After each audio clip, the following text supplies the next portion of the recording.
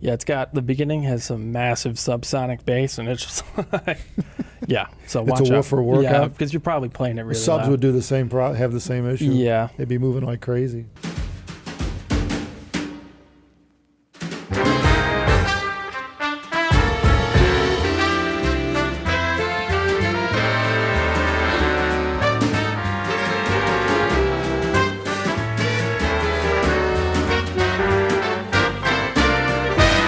A while ago, we did a video on what is flat.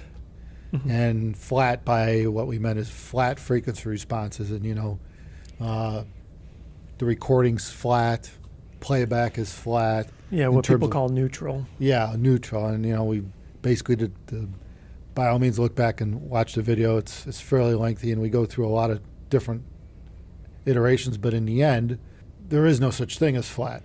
So now a lot of people now take that and let's take it to the whole concept that people appreciate live music, right? And say, well, playback should sound like live music.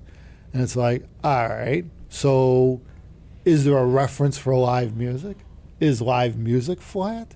And, when you think about it, all the places that anyone that's gone to listen to live music, they're all dramatically different in terms of their acoustics.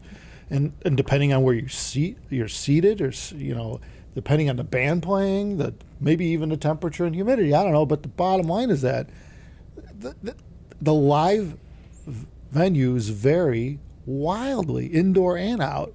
So then what's the reference there? It's not even just the venue, though, because they have the same problem you have at home. Because, usually you're playing through speakers, obviously, at the venue. So they have the same problem with amps, speakers, everything placement. Yeah. So, plus the different venue.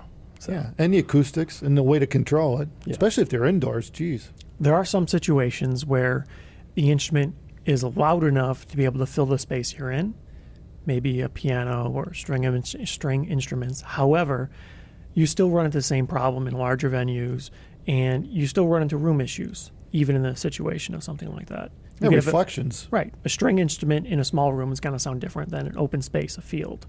And there's even differences within that. You could have small differences in outdoor spaces based on what your surroundings are, whether or not you have grass or dirt or sand or things like that, whether there's structures, buildings, trees. And people come up with all kinds of ways to define a reference and flat and neutral. They have reference curves that people tend to prefer things to sound like, but that doesn't necessarily always mean that that's what it's supposed to sound like. That's what it does sound like in real life. And on top of that, real life can sound massively different. Well, I know one thing that I think of that's different, is in a recording, like in a studio setting or whatever, everything's got a mic on it. Right. So the microphone's picking up the subtleties of the string and all that. In a live space, you're relying on reflections and acoustics to bring something to you from an instrument playing without amplification. Depends on without amplification. That's the thing, yeah. So so what I'm saying is, live, you would not hear the string subtleties. It just doesn't carry that far. It's too low in level. You hear the string. Yeah, you don't have a mic right next to it. Yeah, so you can't hear that, where it's completely different when you're miking it in a studio. And so, you think about live has a different feel all around to it. Maybe more fuller bodied, right? I mean, because it doesn't have the detail. Well, the other thing is live, acoustically, without just a few mics, you could hear the whole picture. Obviously, you're sitting in a room, right? Yeah. There's not individual points you're listening to. So obviously it'll sound completely different. Yeah, they're kind of combined together to sound like Yeah. whoever intended it to sound like sounds like. That's the point, though, because I think most people fail to recognize how large of a difference there could be in the intent of whoever's mastering or whoever's editing this, putting it together. And when you're live, when you're actually next to the instruments, you're hearing how they blend together naturally, their individual levels and how they all work together. And after it's actually on a record or online or posted, published, when it's completely done, somebody made a decision along the way for how loud things should be. And you could move one level up and down because everything's typically mic'd individually in a lot of these cases. You could shift things to sound to what is apparently natural or neutral. However, it may not be what it actually sounded like in the room or in that environment at the time. And it may not be how it sounds actually if you're there. Well, I heard two bands at a same venue, same day, in the same position, and one sounds better live than in the recordings, and the other one sounds worse live than in the recordings. That's crazy. Yeah. And that's the thing. Everything was the same. Speakers were the same. I was in the same spot. Right. And it's completely like, I'm like, these guys suck live, but like the recordings are fine. You know? Yeah. So that Yeah. happens. You get that a lot. And maybe whoever they have on the show with them when they bring them on the road, it doesn't quite have the technical ability, the skill, the hardware, whatever it is, to be able to make it sound the way they want. Yeah, the magic of mastering at that point, Yeah, right? because Just you have time, work. right? You have a considerable amount of time when you're actually mastering this thing, when you're getting it all set up. And it may not be available to you in a live venue. Maybe you only have a few hours to get it ready because somebody was in there before. Maybe you even have less. Maybe somebody else has total control over everything. So live, when you're going through speakers, not only do you have the issues you have at home, but you have additional issues on top of that. Was that indoors? Yeah. Yeah, I mean, if you think about that, it's possible that the one band's been there before and knows the acoustic, Well, it could be, yeah. you know, or whatever, They, you know. they're both actually coming back to the same venue in a couple months. Yeah, And actually, Mike that works here, he's actually going to the same venue I went to. yeah. It's in Massachusetts. Ah, And hearing one of the bands. what's the name of the actually, place? Palladium or something like that. I don't know. yeah. It's in Worcester, Mass or something. Yeah, yeah. Because then people, maybe some people know the place, can chime in on comments. It's on the, pretty small. Yeah, And they had modern, new, like just giant racks of JBL speakers. And we were like 20 feet away. those nice directional JBLs, Yeah, the yeah. thin. Yeah. Yeah, they're designed to put out a certain, radiate in a certain Yeah. pattern, and so I mean the system's probably set up nicely. So yeah, the question is, why did one sound worse than the other, and versus a recording? And you know, it's funny when you think about that, but I mean, you don't know until you do. Like with us with shows, it's the same thing. Until you're in the room with a system, you don't know. You get an idea where, if you've done this long enough, you have an idea where you're going to place the speakers. But you really don't know until you start playing if they're actually going to sound good there. Yeah. And you may wind up. We've had some rooms where you got to wildly move the speakers, like way far from where you thought, because there's just something going on you didn't expect. Usually from like a back wall or something like that. Yeah, I mean, you just don't know sometimes what'll interact in a room. It's linked with height, carpeting, and then if you got open spaces to one side and not the other, now you got a left-right imbalance you're dealing with. So you're trying to remove reflections from one side that are on the other, or vice versa. But yeah, I mean, and it's the same deal, you know, with live. You think about it. I mean, depending on where you're seated, you know, you'll get way more reflections off of one side of the room or the ceiling than the other side. And especially in an indoor where it's designed to amplify the instruments, it's designed to force the acoustic out your way, it can't possibly do it evenly across the entire room. Well, in my case, though, the room didn't really matter because we were so close to the speakers that Yeah. it didn't. I mean, Right. like, I could almost touch them. It was near field. Yeah, Yeah. and very loud. Yeah. But that's the thing; they were using the same equipment, and the band I preferred live. I never even heard their music before. It was so good. I bought the album Yeah. when I got home, Yeah. Cool. and it sounds very similar. On their, well, I got the LP, but I'm assuming the CD would sound the same. What's It sounds the band? similar to the live. The trouble is when you have a venue like that, flat in does not equal flat out. And this is the case with anything. It's just a question of whether or not you want to talk in absolutes. And generally speaking, if you want flat out, some distortion needs to occur on the way in, some adjustment. And there's going to be, of course, different bands, different people that are more capable and understanding of how to achieve the desired sound in a variable venue. And other people, well, they don't care. They don't have the time. They'd have to train. You'd have to train yourself. If you're spend a if you're lot of on time. if you're on the source end, yeah, you've got to Experience. understand. You got to understand. You got to really take the time to understand what you're playing, how it results at the other side of the things, on the playback side right. of it. You really got to. But the trick here is because it requires some degree of experience to be able to get the sound you're looking for in a variable venue. Some people do this, some people don't, and you don't get a flat, consistent sound from all different venues from the same artist. And this tends to mean that you don't really have an absolute reference if you go to one concert you don't really know how they sound live. You know how they sounded live then, that day, but that doesn't necessarily mean that's how the instruments sound. That's how the people sound. There's a good chance that like some bands are better at playing outdoors. Yeah. Maybe they play outdoors so much that they don't deal with acoustics. You're just used to. And now you take, just raw, you could go raw outside, and there's so much space that, you're not really, you're not resonating a room. Now you put that same band indoors, and it's like, Jesus, just way too much energy. But on that album, I think it's the first track. If anybody has a well-used 40-year-old pair of DM2000 they're playing it back on.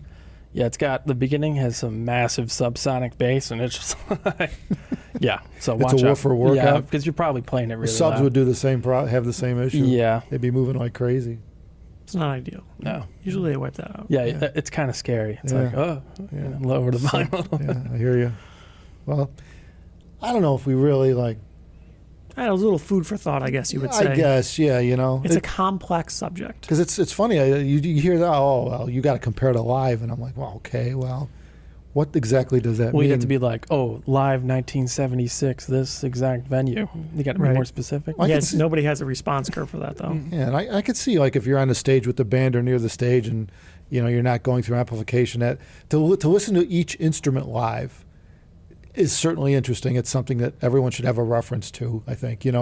What does a stand-up bass sound like 5 feet away, or any instrument, or a horn 20 feet away, I mean, some of those instruments are, I mean, when you see, like, I remember back in the day when you guys were young, you go see the school band, Oh, yeah. Anyway, it's amazing how loud some of these instruments are in a simple auditorium in a high school setting. Yeah, I guess it helps if you were in a band. You definitely know. Yeah, there's people right next to you playing instruments. So I mean, they seem diminutive from a distance. Like you look at them, and say, how loud could that drum be?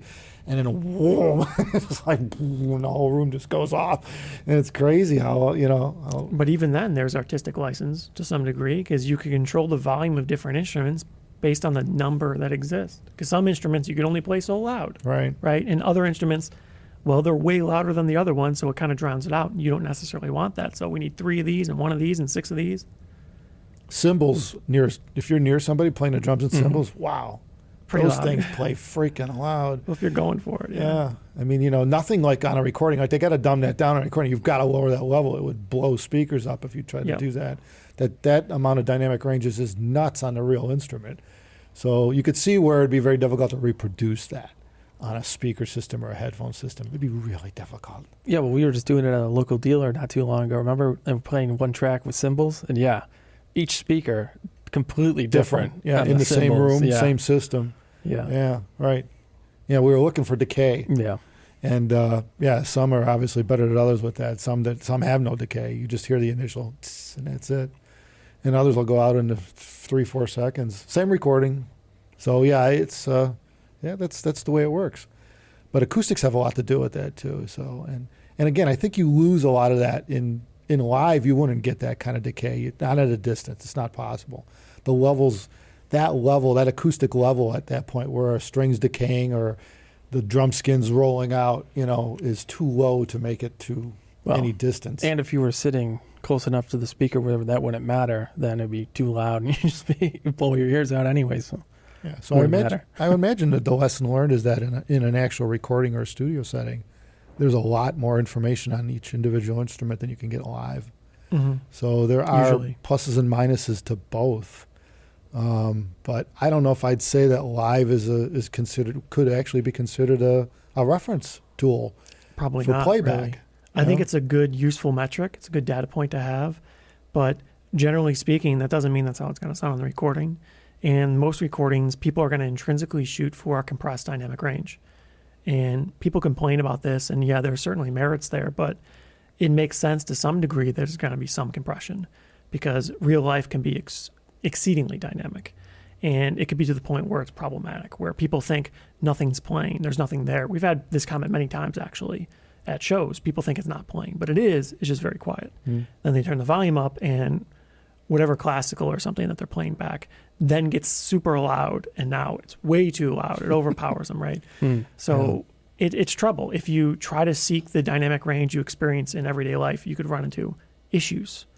Well, it just doesn't. It's not really possible. It's impractical. You to know? achieve that. Dynamic, And- that type of dynamic range is extremely difficult to reproduce. Right. Well, depending on what you're recording, especially if you're recording like a rocket launch, 180 dB or whatever, that would be hard to reproduce. Impossible. well, you need it's a rocket. achievable. That's one It way. would take a lot. Yeah. Yeah. So there you go. Something to think about. Something to think about. Yeah. Yeah. So that because you see that a lot where these ideas just keep being conveyed over the years. It seems reasonable People enough, tell right? stories and, you got to Right. know what live sounds like. And it's like, well, yeah, but okay. How does that equate? Like almost anything in life, once you start to get in a little bit more, you tend to realize how little you know. And it makes everything very complex, Yeah. right? Just keeps Usually getting- there isn't a great answer. It's a rainbow. Yeah, especially in audio and music, things aren't as simple as they appear. They never are. Right. Thank you, everybody, for watching. Thumbs us up if you like this content. We just hit 13,000 subscribers. Yeah. Looking forward to hitting 20,000 soon. There you go. Yeah, so make sure you hit the subscribe. Mm-hmm. We want more subscribers so people realize who we are Yep. and what we do. Something like that. We're just trying to bring music to people. Hmm. That's what we do. Been doing it for decades. Trying to make people think. Yeah, think and listen.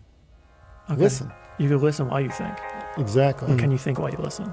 I think you could do both. Mhm. Although some people prefer to do one or the other. Mhm. I don't blame them. Take care, everyone.